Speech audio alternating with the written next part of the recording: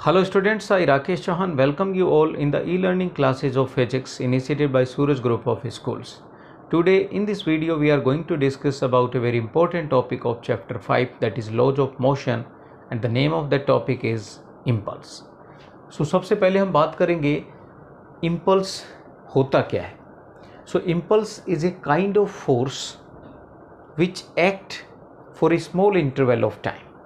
So if a large amount of force applied for a short interval of time, then the force is said to be impulsive force or simply impulse.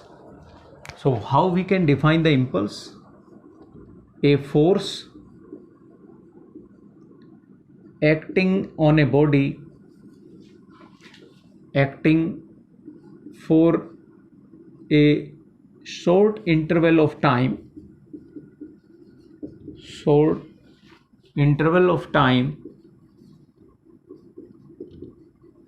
is known as impulsive force or impulse. So सबसे पहले हम बात करेंगे कि इस तरह के forces हम अपनी डे टू डे लाइफ में कहाँ पे फेस करते हैं. तो अगर मैं बात करूँ क्रिकेट की, और क्रिकेट में किसी बैट्समैन ने बॉल को हिट किया और वो जो बॉल है वो बाउंड्री से दूर चली जाती है, मतलब सपोज 6 गया 4 गया जो भी गया, तो आपने देखा होगा कि बॉल का और बैट का जो कांटेक्ट टाइम है वो लेस देन 1 सेकेंड का रहता है. बट स्टिल वो जो बॉल जब बैट को हिट की गई तो वो काफ़ी लंबी डिस्टेंस तक जाती है. तो इसके पीछे जो लॉजिक है या इसके पीछे जो फोर्स काम कर रहा है उसको हम कहते हैं इम्पल्सिव फोर्स. मतलब जो बैट और बॉल के कांटेक्ट में या कांटेक्ट जो टाइम था वो काफ़ी स्मॉल था, still the ball is able to travel the और cover up the boundary. Okay, कुछ और एग्जांपल्स भी आप ले सकते हो. आपने किसी बॉल को दीवार पे मारा और बॉल वापस से हमारे हाथ में आ जाती है, तो दीवार और बॉल के बीच में जो कांटेक्ट टाइम रहा होगा वो लेस देन सेकंड का रहा होगा, और फिर भी जितनी स्पीड से हम उसको दीवार पर हिट करते हैं बॉल वापस से उसी स्पीड से हमारे हाथ में आ जाती है. तो इस तरह के फोर्स को भी हम इम्पल्सिव फोर्स कहेंगे. ऐसे ही सपोज कोई ब्रेकर आया और ब्रेकर से हमारी कार या हमारी बाइक जो है उस पर ऊपर की तरफ जर्क लगा, तो इस तरह के फोर्स को भी हम इम्पल्सिव फोर्स कहेंगे, क्योंकि ये फोर्स काफ़ी हाई मैग्नीट्यूड का होता है लेकिन बहुत शॉर्ट इंटरवल ऑफ टाइम के लिए लगता है. तो ऐसे सभी फोर्सेस जो किसी बॉडी पर शॉर्ट इंटरवल ऑफ टाइम के लिए वर्क करते हैं लेकिन उनका मैग्नीट्यूड काफ़ी होता है, ऐसे सभी फोर्सेस को इम्पल्स कहा जाता है. Now let us discuss how the impulse or impulsive force can be calculated. So the simple formula of impulse is equals to average force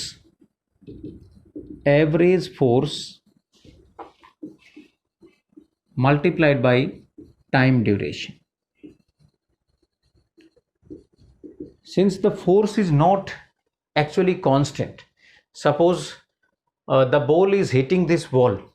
सो जब बॉल इस वॉल को हिट कर रही होगी तो हिट करने या हिट करते समय उसका जो फोर्स है वो थोड़ा कम रहा होगा, और थोड़ी देर बाद उसका फोर्स ज़्यादा रहा होगा, और फिर जब वो वापस आ रही होगी तो उसका फोर्स थोड़ा कम हो गया होगा.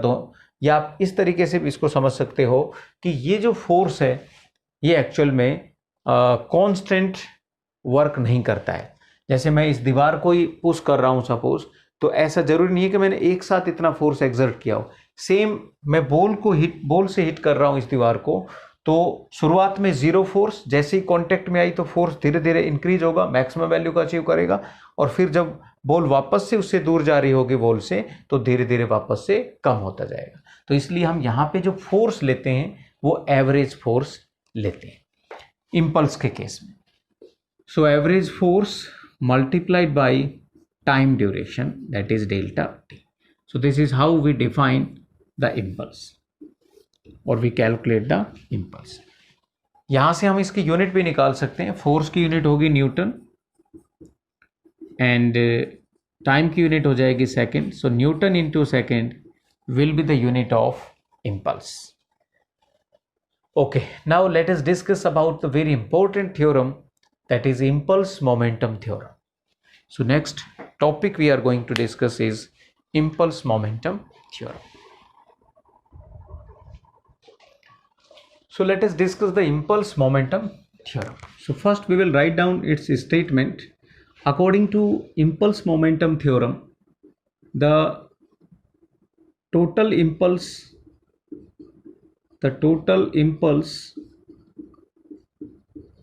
imparted by the body,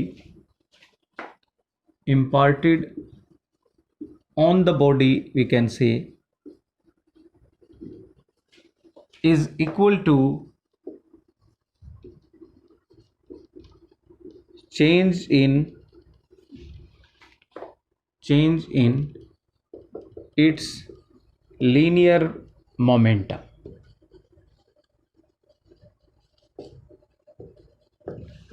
What is impulse momentum theorem? According to impulse momentum theorem, the total impulse imparted on the body is equal to the change in its linear momentum. So suppose total momentum imparted is I and the change in momentum is delta P, suppose, then we can say that this is impulse momentum theorem. According to impulse momentum theorem, impulse imparted is equal to change in moment. Okay, so first we will prove this theorem and thereafter we will utilize this theorem, or we will see some applications of this impulse momentum theorem. So let us have the proof of this theorem. So to prove this impulse momentum theorem, we will use Newton's second law of motion. So what is Newton's second law of motion? According to Newton's second law of motion,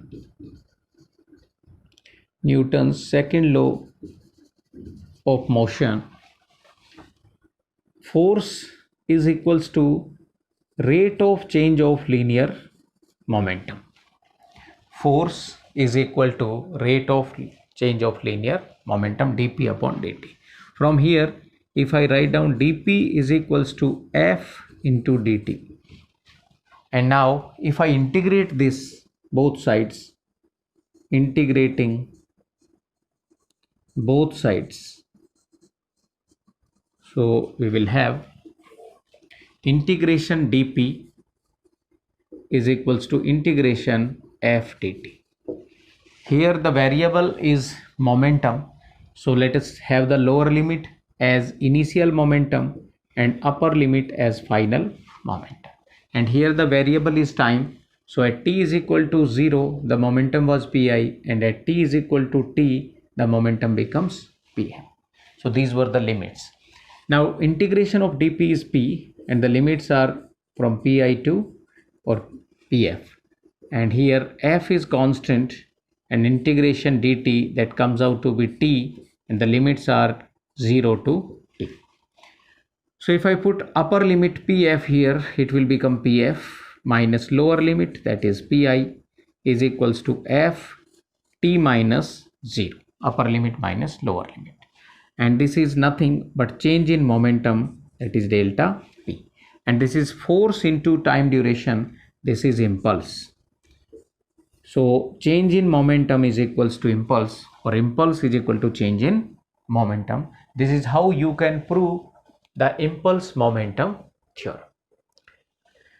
Okay, so you can note it down and you must remember this theorem, because in numerical point of view or in numericals we will frequently use this theorem to calculate the impulse or change in momentum. Now let us have the look on the applications of this impulse momentum theorem.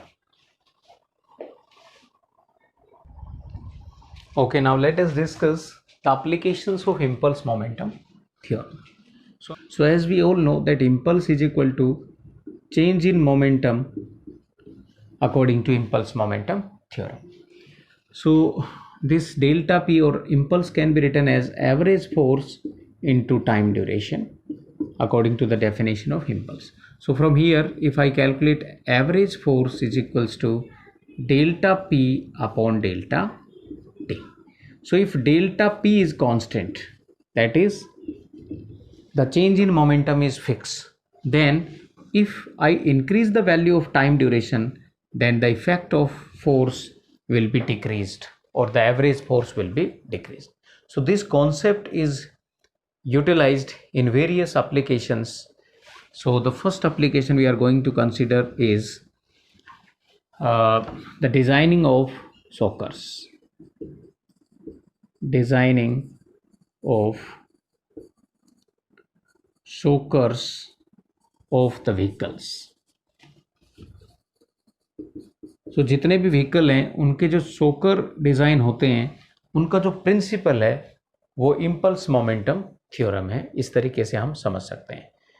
तो basically जितने भी soccers होंगे उनमें सभी में spring use करते हैं, और स्प्रिंग का फंक्शन होता है टाइम ड्यूरेशन को इंक्रीज करना, क्योंकि नीचे से जैसे ही अगर हम अपनी कार की बात करें तो वो ब्रेकर पर सपोज मूव कर रही है, जैसे ही ब्रेकर पर मूव करेगी तो डेफिनेटली ब्रेकर कार पर जर्क लगाएगा या फोर्स लगाएगा, इंपल्सिव फोर्स लगाएगा, मोमेंटम चेंज करेगा, ऐसे भी आप कह सकते हो।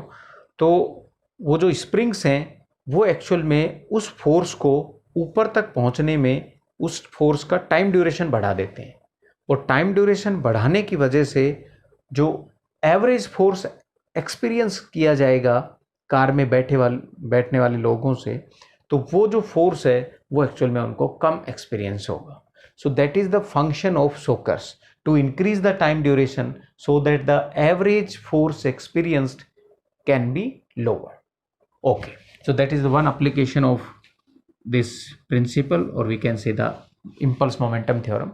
Another application you can see in your day to day life. आपने क्रिकेट मैच ज़रूर देखा होगा, इवन खेला होगा, और क्रिकेट मैच में जब फील्डर कैच की प्रैक्टिस करता है तो उसको सिखाया जाता है कि वो बॉल को कैच करते समय हाथों को एक जगह पर ना रखे, वो उनको थोड़ा पीछे की तरफ खींचे।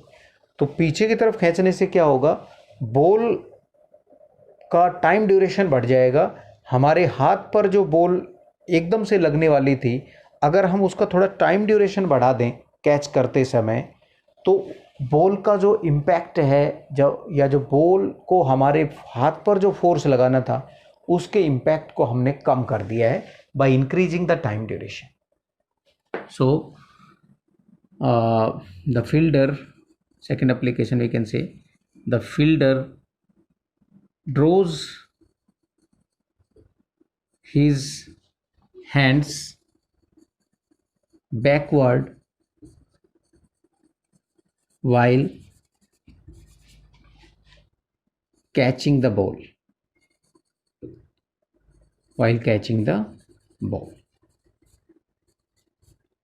So this is second application. Some more applications you can see in your day to day life. Suppose कोई रनर दौड़ रहा है और वो अपनी फिनिशिंग लाइन पर पहुंच जाता है। सपोज ये उसकी फिनिशिंग लाइन है, यहाँ से रनर दौड़ता हुआ आ रहा है, तो उस रनर को ये कहा जाता है कि वो एकदम से यहाँ ना रुकें, वो अपनी स्पीड धीरे धीरे कम करेगा इस फिनिशिंग लाइन के बाद, और उसके बाद एकदम से स्टॉप ना होके वो धीरे धीरे यहाँ जाके स्टॉप होता है। क्यों? क्योंकि अगर वो एकदम से यहाँ रुकेगा, अचानक से यहाँ रुकेगा, तो उस केस में जो चेंज इन मोमेंटम है वो तो फिक्स रहेगा रुकने में, जो इसकी फाइनल स्पीड है और इनिशियल स्पीड है और फाइनल स्पीड 0। लेकिन अगर टाइम ड्यूरेशन को बढ़ा दिया जाए तो उसकी बॉडी पर जो जर्क लगेगा वो कम हो जाएगा, तो इससे इंजरी का जो खतरा है वो कम हो जाएगा। इसीलिए अचानक से कभी भी दौड़ते हुए नहीं रुकना चाहिए, थोड़ा स्लो डाउन करके हमें रुकना चाहिए। इसको भी हम इसी कॉन्सेप्ट से समझ सकते हैं। कुछ और भी एग्जांपल्स आप ले सकते हो, जैसे आपने देखा होगा कि अगर आप किसी हाइट से नीचे कूद रहे हैं तो अगर फ्लोर जो है वो सीमेंटेड है तो इंजरी के ज़्यादा चांसेस होते हैं, जबकि अगर फ्लोर कच्चा है तो मिट्टी अगर नीचे डली हुई है तो उसमें जो इंजरी के चांसेस हैं वो कम है। क्यों? क्योंकि जैसे ही हम ऊपर से नीचे कूदेंगे तो वो जो फ्लोर ने हमारे पे जो फोर्स लगाना चाहिए था वो एक्चुअल में, अगर सीमेंटेड फ्लोर है तो तुरंत उसी समय फोर्स लगेगा, मतलब टाइम ड्यूरेशन कम होगा, एवरेज फोर्स बढ़ जाएगा। लेकिन अगर फ्लोर जो है वो सीमेंटेड ना होके और सैंडी फ्लोर है तो वो जो मिट्टी है वो इधर उधर बिखर जाएगी, मतलब टाइम ड्यूरेशन थोड़ा बढ़ जाएगा इम्पैक्ट ऑफ फोर्स का, जिस वजह से हमें कम फोर्स एक्सपीरियंस होगा। और अगर नीचे सपोज हमने सोफ़ा डाला हुआ है या गद्दे बिछाए हुए हैं तो डेफिनेटली उस केस में हमें बिल्कुल भी इंजरी नहीं होगी, क्योंकि उस समय वो जो एक्चुअली गद्दे हैं वो किसका काम करेंगे, तो आप कह सकते हो एक तरह से स्प्रिंग का काम करेंगे। तो उस समय जो इम्पैक्ट ऑफ फोर्स है उसका जो टाइम ड्यूरेशन है उसको हमने और ज़्यादा बढ़ा दिया। तो इन सभी कॉन्सेप्ट्स के बेसिस पे आप, या आप कह सकते हो इम्पल्स मोमेंटम थ्योरम के कॉन्सेप्ट के बेसिस पे इन सभी फिनोमिनाज को आप अपने डे टू डे लाइफ में ऑब्जर्व कर सकते हो। Okay, one more topic related to this impulse is, if we have been provided the impulse time graph, or in fact the force time graph, variable force, suppose this is variable force, because in impulse the force is not constant, it is variable. So this is suppose the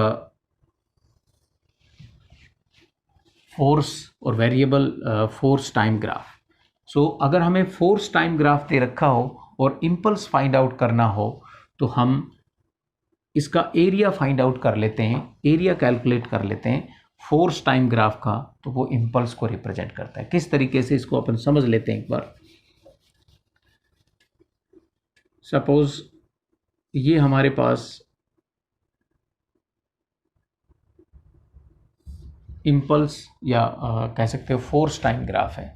force is increasing, there after it is decreasing, ऐसे भी आप ले सकते हो। सो हमें find out करना है कि किस तरीके से हम इस ग्राफ की हेल्प से इम्पल्स फाइंड आउट कर सकते हैं।